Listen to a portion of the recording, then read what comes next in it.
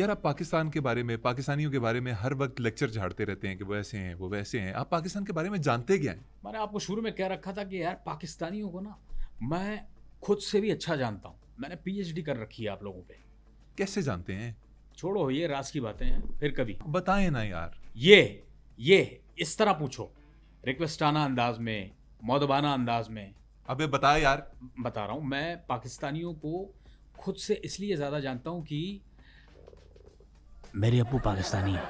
अबे तेरे जैसे बकौड़े का बाप पाकिस्तानी कैसे हो सकता है? मैं मान ही नहीं सकता। क्यों लगा ना 440 वोल्ट का झटका। बात सुन, मेरा असल नाम मुश्ताक है। मैं तुम्हारे लिए तो बैठ के वहां काम कर रहा हूँ। हम पाकिस्तानियों के लिए? बात को समझ यार। बात को समझेगा नहीं तुझे समझ नहीं आएगी। गेम बहुत बड़ा है अरे नहीं, मैं मान ही नहीं सकता। इसमें भी तुम्हारी कोई चाल है। तुम्हारा दिमाग बहुत शैतानी है यार। अच्छा मुझे एक बात बता, मैं पाकिस्तानियों से लड़ कैसे सकता हूँ? मुझे ये बता, इस सवाल का जवाब दे दे। पाकिस्तानियों से मैं कैसे लड़ सकता हूँ? अरे ये तो वो कौम है जिसको अगर सालन पे तरी ना मिले तो आपस में लड़ पड़ते हैं। ये वो कौम है जो मुर्गों की लड़ाई में 8-8 बंदे फड़का देते हैं। उनके साथ कौन लड़ेगा? बात तो तेरी सही है यार अजीब आदमी। मैं तुझे कन्विंस कर रहा हूँ, कन्विंस नहीं हो रहा। चल ठीक है, चल रोल में आते हैं, वापस रोल में आते हैं। शुरू करो। मुझे ये बताइए कि आपका जो चीखना चिल्लाना है ये किसी खौफ की तर्जुमानी करता है। आपको असल खौफ है क्या? ऐसा है कि खौफ तो है, खौफ है। ये ऐसा नहीं कि खौफ नहीं है, वो है। किस चीज का खौफ? एक अनजाना सा खौफ मुझे घेरे हुए है। यार कहीं ना कहीं जंग के बाद तुम हमारी सेलिब्रिटीज को, फीमेल जो सेलिब्रिटीज हैं उसको लेना चाहते। यू मीन दीपिका, करीना, पूजा, कतरीना? नहीं यार, आशा भोसले। मुझे खौफ है कहीं ना कहीं कि तुम्हारे मुल्क से अनवर मकसूद वो ना ले जाए हमारी आशा भोसले को उठा। अरे नहीं, दोनों सीनियर सिटीजन हैं, छोड़ दें उनको। नहीं, तुम्हें अंदाजा ही नहीं है ना। तुम्हारे मुल्क में तुम्हें पता है वो वाहिद बाबा है जो शरारती है। और बात अनवर मकसूद तक नहीं है। गेम बहुत बड़ा है, गेम को समझो। आशा जी भी लोगों को काफी हद तक अपनी तरफ आकर्षित करती हैं। आकर्षित करती हैं। पर्दा जो उठ गया तो भेद खुल जाएगा। अल्लाह मेरी तौबा, अल्लाह मेरी तौबा, पर्दे में रहने दो, पर्दा ना उठाओ। अच्छा चलें, बंद करें ये गाना। मुझे ये बताएं कि आप लोगों ने अपने न्यूज़ स्टूडियोज के अंदर बड़ा जंग का माहौल बनाया हुआ है। क्या चक्कर है उसके? क्या करते हैं आप लोग? हाँ, बात अच्छी पूछी यार। ऐसा है कि जिस दिन मेरा पहला दिन था, मैं जब स्टूडियो गया तो वर्चुअल टैंक जैसे एंटर हुआ स्टूडियो में, मैं जंप मार के सीधा नाविका जी की गोद में। इतना खौफ था। मैं आई थॉट कि पाकिस्तान ने हमला कर दिया। तो नाविका जी ने क्या किया? उन्होंने कहा कि बस बैठे रहो, उतरना मत। मुझे लगता था आप पे जंगी जनून है, लेकिन आप फनी बातें भी बड़ी अच्छी करते हैं। नमस्कार दोस्तों, मैं हूं मेजर गौरव आर्या और आप देख रहे हैं बैठक गर्दी। दोस्तों इनसे सवाल पूछता हूं कि आप मुझे एक बात का उत्तर दीजिए। जब जंग का माहौल लग रहा था तो आपके देश में मैंने नोट किया एटीएम पे इतनी लंबी लंबी लाइंस क्यों थी? जंग का खौफ था कि नहीं? अरे ये नॉर्मल रूटीन है, लोग अपनी। नहीं, जंग का खौफ था। आप मानिए इस बात को। असल में आपका मसला ये है कि आप लोग मानते नहीं। बताइए, जंग का खौफ था? अरे कोई खौफ नहीं जंग का था। खौफ था तभी एटीएम के बाहर अरे लंबी नहीं लंबी यार, लाइंस ऐसी लगी कोई थी। बात नहीं है। लोग शॉपिंग के लिए पैसे निकलवाते हैं, इसमें कौन सी बात है? बताइए, खौफ था? वरना क्यों निकलवाने गए थे ये पैसे? खौफ था कि नहीं था? तेरी फुप्पो का डांस देखने के लिए निकलवाने गए थे। चुप करके बैठ जाए इधर। अब मैं नहीं बोलूंगा, अब मैं नहीं बोलूंगा, तुम बोलो। अब मुझे ये बताइए कि आप मेजर रहे आर्मी में, आपकी सर्विस के कोई वाकयात आप मुझे बताइएगा। ऐसा है कि वाकयात तो बहुत हैं, किस्से बहुत हैं मेरे, लेकिन एक दिक्कत हो जाती है। क्या दिक्कत? आखिर में हर किस्से में मैं भाग जाता हूँ। अरे चलें, जैसे भी किस्से हैं सुना दीजिए अब। तो सुनिए फिर मेरा एक खतरनाक किस्सा सुनिए। रिटायरमेंट से 1 साल पहले 1998 में हमें नक्सल भेजा गया टीम के साथ। हमारी 36 यूनिट ने हमें नक्सल जब भेजा, हम नक्सल पहुंचे। अब नक्सल चुके खतरनाक होते हैं भाई, बहुत खतरनाक होते हैं। तो वहाँ जब हम पहुंचे तो हम चल रहे थे जंगल में, साथी मेरे साथ थे। मैं फ़ोन में बिजी था और मैंने हेडफोन भी लगाया था। तो किसी बड़े ने हमारे ऑर्डर किया कि टुकड़ियों में फैल जाओ। मैंने हेडफोन लगाए हुए थे, उस पर रिकी मार्टिन का गाना भी सुन रहा था, ऊन दोस त्रेस ऊपा से गोपानाथ से मरिया। मुझसे मिस हो गया और मैं कुछ पाकिस्तान के खिलाफ लिख भी रहा था। अच्छा। उतने में देखता हूँ क्या है कि इधर उधर मेरे साथी गायब। आप अकेले रह गए?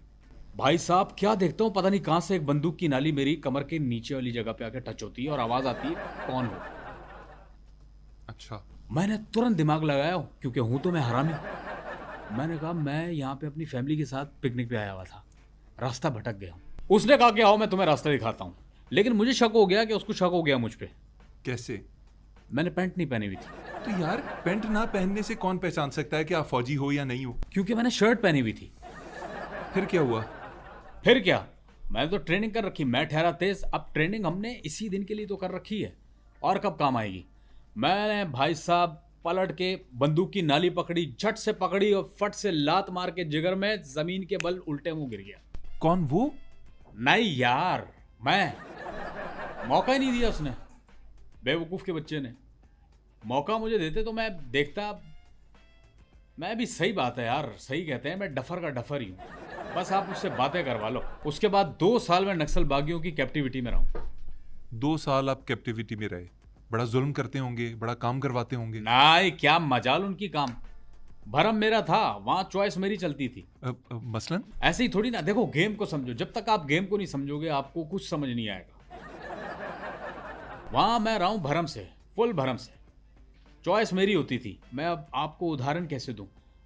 उदाहरण ये कि लेट सपोज वो मुझसे पूछते थे, देख बे आलू, ये 2 लैट्रीनें हैं, ये वाली साफ करेगा या ये वाली? मैं कहता था ये वाली। और मजे की बात पता है क्या है? उस पूरे इलाके के अंदर एक ही लैट्रीन थी, मैं 2 समझता था। बहरहाल 2 साल रहने के बाद मैंने ठान ली कि यार नहीं, अब मुझे यहाँ से निकलना है। मैंने जैसे तैसे करके एक रणनीति बनाई और भाई साहब आखिरकार मैं झोपड़ी से बाहर निकलने में कामयाब हो गया। फरार हो गए? नहीं यार, फिर पकड़ा गया। यार पूर प्लान यार, हो जाता है, कोई बात नहीं। देखो, फेलियर ही आपकी जिंदगी का सबसे बड़ा सक्सेस होता है। एक इस बात को समझो, जब तक आप बात को नहीं समझोगे आपको समझ नहीं आएगी मैं क्या कह रहा हूँ। आपके कासिम अली शाह भी यही कहते हैं, फेलियर आपका सबसे बड़ा सक्सेस है। ठीक है, ये ऐसा ही सक्सेस आपके पायलट्स को मिला है अभी? यार ये दुखद बात ना किया करो यार। ये मैं सुनता हूँ ना अपने पायलट के बारे में, मैं इमोशनल हो जाता हूँ। इस पे कोई मेरी, तो अच्छे पायलट्स रख लेना यार।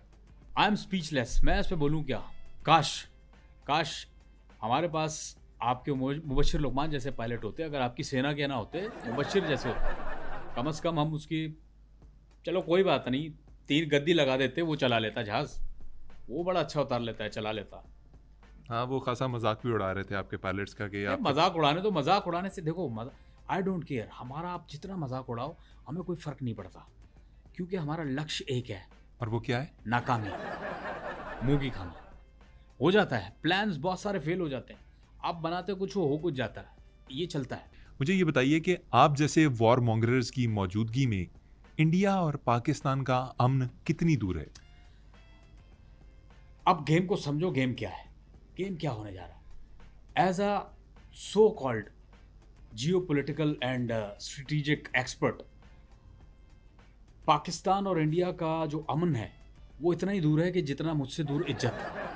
यार ठीक है, आपसे इज्जत दूर है, लेकिन फिर भी आप पाकिस्तान के साथ जंग और युद्ध क्यों चाहते हैं यार? यही तो मसला है आपका। आप एक चीज समझना नहीं चाहते। बात ये है, प्रॉब्लम सारी ये है, घूम फिर के आप सोल्यूशन की तरफ नहीं आते। देखिए, आपने अब कभी गौर किया अपने टेरेन पे? दर्शकों, हाय, दिस इज मेजर गौरव आर्या। आपसे निवेदन करता हूं, आप मैप खोलिए, इंडिया पाकिस्तान का मैप खोलिए। जी, खोल लिया आपने। अब आप देखिए कि मैप आपको नजर आ रहा है? आ रहा है। इसमें इंडिया के पीछे जो आपका पाकिस्तान का मैप है, ये दोनों देश एक साथ जुड़े हुए हैं, यानी इंडिया को पाकिस्तान ने पीछे से यूं पकड़ा हुआ है। अच्छा, प्रॉब्लम ये नहीं कि पीछे से पकड़ा हुआ है पाकिस्तान ने, प्रॉब्लम ये है कि वो छोड़ नहीं रहा। हाँ, वैसे मेजर साहब कह तो आप सही रहे हैं, लग तो ऐसा ही रहा है। अब देखिए इसमें मसला क्या है। प्रॉब्लम ये नहीं कि पकड़ा हुआ है, प्रॉब्लम ये है कि एक तो वो छोड़ नहीं रहा, दूसरा प्रॉब्लम ये है कि जब कोई अर्थक्वेक, भूकंप वगैरह आता है तो पाकिस्तान हिलता है। वो हिलने से इंडिया को दर्द होता है, वो हमारे देश को दर्द होता है, वो पीड़ा होती है, वो पीड़ा, उस पीड़ा को समझिए। बल्कि आप नहीं समझ सकते क्योंकि आपने तो हमें पीछे से पकड़ा हुआ है। आप ये देखिए, पकड़ा ऐसे, दर्शकों आप गौर कीजिएगा कि पाकिस्तान ने इंडिया को पीछे से ऐसे पकड़ा है जैसे डर्टी पिक्चर में विद्या बालन को नसीरुद्दीन शाह जी ने पकड़ा। आपने तो मेरी आंखें खोल दी।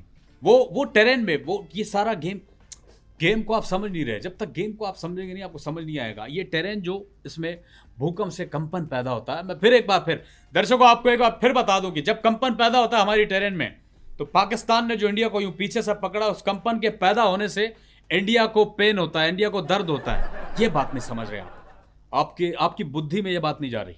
जी बस मैं समझ गया हूँ सर, इससे ज़्यादा डिटेल में मैं जाना भी नहीं चाहता। लोगों को आपने तस्वीरें भी दिखा दी हैं इंडिया-पाकिस्तान के मैप की, और अब हमारे ज़हनों में जब भी ये मैप देखेंगे, वही डर्टी पिक्चर आएगी जो आपने नहीं, हमें। आप बेशक मैप देखिए, you have right to see the map. आप देखिए, कौन रोक रहा है आपको? लेकिन दुआ कीजिए कि भूकंप ना आए, जी। उससे हमें प्रॉब्लम है। Alright, alright, will pray for earthquakes not to come. लेकिन